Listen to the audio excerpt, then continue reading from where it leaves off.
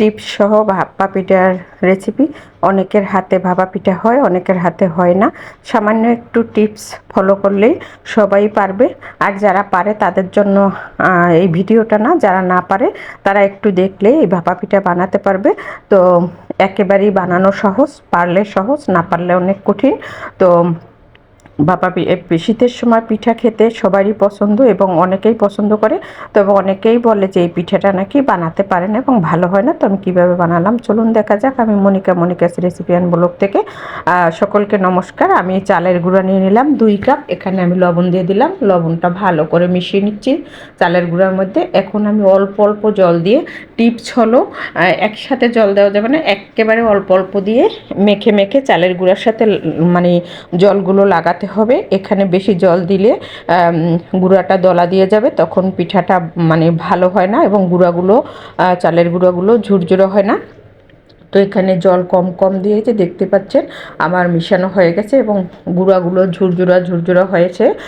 অল্প অল্প জল দিয়েই একটু সময় ধরে মিশাতে হয়।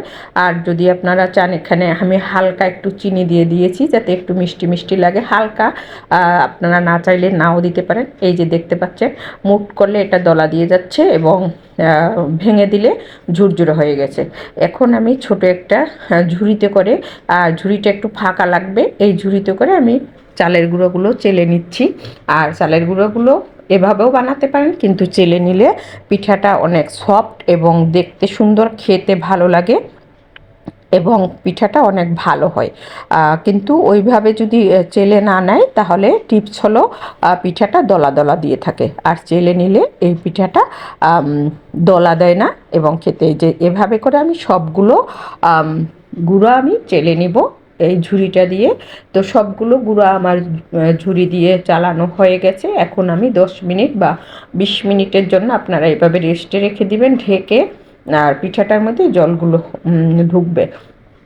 তো আমি প্রায় আধা ঘন্টা পরে বানাতে নিয়ে আসছি। এই যে বাটির মধ্যে মানে কীরকম দিলাম দেখতেই পাচ্ছেন। আর আমি পুরটা আগেই রেডি করে রেখেছি গুড় দিয়ে, নারকেল দিয়ে।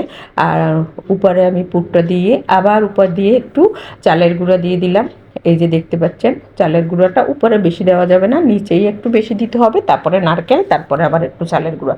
তো পাতলা একটা কাপড় দিয়ে, আপনারা নেট দিয়ে দিলেও পারেন, চুলার সাজের উপরে বসাই দিতে হবে। এটা আমার কিনা পাতিল, পিঠা বানানোই।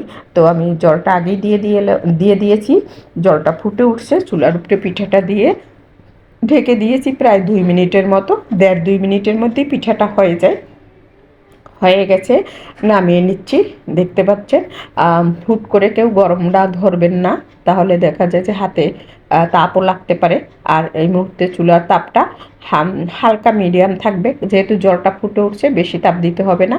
এই যে একবারে পিঠাটা দেখতেই পাচ্ছেন হয়ে গেছে, কত সুন্দর হয়েছে এবং একটু ভাঙেও নাই। আমি আর একটা বানিয়ে দেখাচ্ছি। তো এইভাবে আপনারা বানিয়ে নিতে পারেন। যারা পারে না, অনেকেই বলে পারে না, কিন্তু এভাবে টিপস সহ এই যে পিঠাটা একটু ঝুরাও থাকবে এবং গুঁড়াটা একটু ভিজা ভিজাও লাগবে। আর চুলার তাপটা হালকা মিডিয়াম, এটাই হলো টিপস। বেশি তাপ দিলে পিঠাটা দেখা যায় যে কাপড়টা শুকিয়ে যায়, পিঠাটা কাপড়ের সাথে লেগে যায়। তো হালকা মিডিয়াম তাপেই এভাবে দিতে হবে। যে আরেকটা আমি দিয়ে দিচ্ছি, আমি বানিয়ে দেখাচ্ছি। এভাবে মানে 1.5 মিনিট 2 মিনিটের মধ্যে হয়ে যায়, বেশি সময় লাগে না পিঠাগুলো বানাতে। খেতে অসম্ভব মজার হয়। আর আপনারা চাইলে এটা গুড় দিয়ে বা চিনি দিয়ে খেতে পারেন, কিন্তু আমি কিছুই দিই না, হালকা একটু চিনি এটার মধ্যে দিয়ে দিয়েছি। এভাবেই খেতে আমার ছেলে মেয়ে পছন্দ করে। আর এই পিঠাটা আমার ছেলে মেয়ে অনেক অনেক পছন্দ করে, অন্য অন্য পিঠার থেকেও। তো পিঠাগুলো আমার হয়ে গেছে, দেখতেই পাচ্ছেন দেখতে কত সুন্দর হয়েছে। তো এভাবে আপনারা বানিয়ে নিতে পারেন। তো আমার পিঠা বানানোর ভিডিওটা কেমন হলো সবাই কমেন্ট করে জানাবেন। নতুন যদি কোনো ভিডিও চান তাহলে আমারে কমেন্ট করে জানাবেন, আমি দেওয়ার চেষ্টা করব যতটুকু সাধ্য। তো সবাই একটু লাইক, পিঠার রেসিপিটা ভালো লাগলে শেয়ার করে রেখে দিবেন। চাইলে আপনারা ঘরে বানিয়ে নিতে পারবেন, বাজার থেকে না কিনে এভাবে বানিয়ে নিতে পারবেন। একটা ভেঙে দেখাচ্ছি, এই যে কত সুন্দর আটলা আটলা এবং ভিতরে এই যে দেখতেই পাচ্ছেন, মানে দেখেই খেতে ইচ্ছা করতেছে।